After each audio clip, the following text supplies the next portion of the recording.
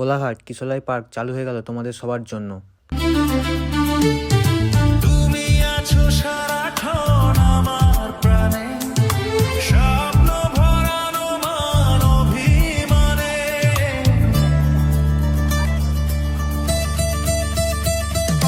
তুমি আছো সারাক্ষণ আমার প্রাণে। বুসার সিট আছে এইখানটাতে, এখানে বুসার সিট আছে এরকম ভাবে, ঠিক আছে। তো সামনেই এইখানটাতে সুইমিং কম্পিটিশন হয়, সুইমিং শেখানো হয় এই জায়গাটাতে। কালো ভ্রমর গুনগুন